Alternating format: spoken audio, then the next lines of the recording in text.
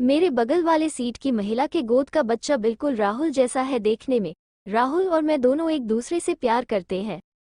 भागी भागी बस में चढ़कर ठीक से बैठने के कुछ देर बाद बच्चे पर मेरी नज़र पड़ी। मैं चौंक गई, हैरान हुई। हुबहू शक्ल कैसे मिल सकता है। मैं एक अलग बस में सफ़र कर रही थी। अचानक टायर पंचर हो गई, इसीलिए मुझे इस बस पर चढ़ना पड़ा। बच्चा माँ के सीने से लगा हुआ है। आह, जीवन का ये समय कितना खूबसूरत है। माँ ने भी उसे बड़ी ममता के साथ बाहों में भर रखा है। राहुल के साथ बच्चे की चेहरे का मेल देखकर मन को न जाने क्यों अचानक झटका सा लगा। राहुल और मैं दोनों एक दूसरे को हद से ज्यादा प्यार करते हैं। कुछ दिन बाद हम शादी करने वाले हैं। हमारा जान पहचान फेसबुक के जरिए हुआ। उसके बाद अब तो मानो उसे छोड़कर कुछ सोचना मुश्किल सा हो गया है। धत तेरी, पता नहीं क्या क्या सोच रही हूँ। इंसानों का चेहरा एक दूसरे से मिल ही सकता है। कुछ दिन बाद तो हम शादी कर ही रहे हैं। राहुल के साथ शादी को लेकर मेरे घरवाले राजी होंगे या नहीं किसे पता है। शायद वे मेरी पसंद के बारे में जानकर तिलमिला उठेंगे। वे बोलेंगे, इसीलिए तुझे इतना पैसा खर्च करके प्राइवेट कॉलेज में पढ़ने भेजा था। तभी मैंने सोच रखा है, अगर वे नहीं मानेंगे तो हम चुपके चुपके शादी कर लेंगे। पर राहुल शादी की बात उठते ही हिचकिचाता है। वो समय लेना चाहता है। दरअसल वो थोड़ा और स्टेबल होना चाहता है। वो बहुत अच्छे मन का इंसान है। मेरे कोई काम में रोक टोक नहीं करेगा। बहुत खुले मन का इंसान है वह। उसका जैसा जीवन साथी पाकर कोई भी लड़की धन्य होगी। बच्चे ने मेरी तरफ देखकर मुस्कुराया। हंसी भी राहुल जैसा है। मैंने महिला की तरफ देखा। बहुत सुंदर और कोमल, मुझसे उम्र में बड़ी होगी। सोचा उनके साथ बात करूं। मेरे कुछ बोलने से पहले ही महिला ने बातें करना शुरू कर दी। उनका नाम कृष्णा बताया और बच्चे का नाम गीत, उम्र 3 साल। वो अपने मायके गई थी, आज अपने घर लौट रही है। पति बस में चढ़ाने आए थे, आज फिर लेने आएंगे। वे जा नहीं सके, ऑफिस में बहुत ज्यादा प्रेशर है, छुट्टी नहीं मिली। मैंने भी अपना परिचय दिया। मैं उषा, दिल्ली से हूँ। यह मेरी मासी का घर है। अचानक खबर मिली उनका तबीयत खराब है, सो मिलने चली आई थी। मासी मुझे बहुत प्यार करती है। मेरी बातें खत्म होते ही कृष्णा बोली जा रही है। उनकी शादी के 5 साल हो गए। बहुत ही सुखी संसार है। पति की इतनी प्रशंसा कर रही है कि मुंह में झाग उठ रहे हैं। पति की तारीफ करते समय होने वाली उनकी आंखों की चौड़ाई से पता चलता है कि पति और संसार लेकर वो सच में कितनी खुश है। उनका पति इतना अच्छा है, इतना केयरिंग, ये समझाने के लिए उपयुक्त शब्द ढूंढ नहीं पा रही है। बातें करते करते कृष्णा को कॉल आया। वह बोलने लगी, इतनी चिंता क्यों कर रहे हो। ठीक हूँ, और ज्यादा देर नहीं लगेगी। तुम ऑफिस से 1 घंटे बाद निकल जाना। इतनी बेचैनी, मुझे बहुत मिस कर रहे हो। क्या मैं नहीं कर रही। अच्छा, गीत से बात करो। बच्चा बोलने लगा, पापा पापा। बच्चों की ये उम्र बहुत खूबसूरत है।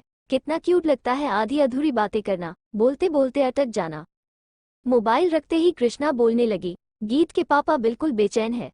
इतने दिन नहीं थी तो हर दिन 3-4 बार वीडियो कॉल करते, घंटों बीत जाते। बेटे के साथ तो बातें खत्म ही नहीं होती। बेटा भी पापा बोलते ही पागल सा हो जाता है। देखो तो, पेट में पाला मैंने, उसका सब कुछ मैं करती हूँ पर पागल रहता है पापा के लिए। देखने में भी बिल्कुल उसके पापा जैसा है।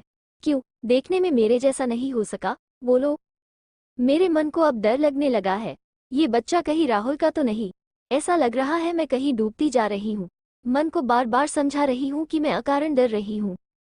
मुझे कृष्णा ने धक्का देते हुए कहा, वो देखो सरसों का खेत, आंखों को कितना सुकून देता है।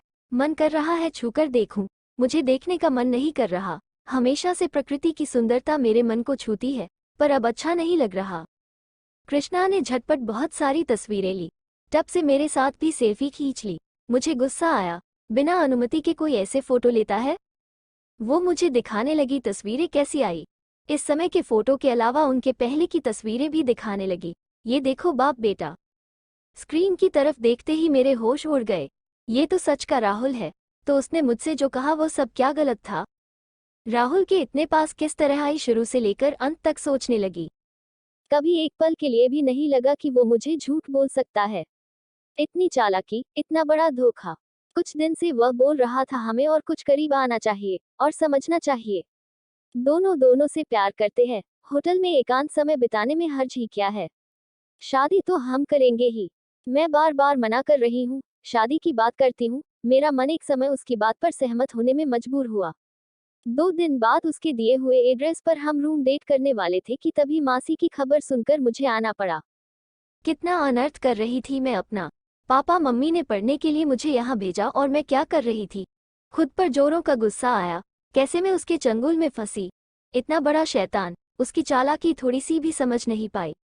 दरअसल वही बात है, प्यार में लोग अंधे हो जाते हैं। राहुल के लिए मैं एक शिकार थी, पर मेरे लिए वह एक प्रेमी था। उसके प्यार में मैं बिल्कुल ही अंधी हो गई थी। इतनी सुंदर बीवी, इतना क्यूट बच्चा, इतना सुखी संसार रहने पर भी वह ऐसा कर सकता है। असल में दुष्ट लोगों के लिए संसार का सुख दुख कोई मायने नहीं रखता। कृष्णा ने मुझे धक्का देते हुए कहा, कहाँ खो गई। मैं सोच नहीं पा रही क्या बोलूं। कुछ समय लिया मैंने, फिर एक लंबी सांस भरकर कृष्णा को पूछा, कितना भरोसा करती है पति को। वो बोली, अपनी जान से ज्यादा। उसकी बात सुनकर मैंने हंस दिया। मेरी हंसी देखकर वह आश्चर्य से मुझे देखती रही। कृष्णा के हाथ के ऊपर हाथ रखकर उसे बोला, मैं जो कुछ बोलूंगी सुनकर पहले ही रिएक्ट मत कीजिएगा। जीवन में कभी कभी ऐसे आश्चर्यजनक और अकल्पनीय घटना घट जाते हैं जिसके लिए हम कभी प्रस्तुत नहीं रहते हैं। उसने मेरी ओर हैरानी से देखा।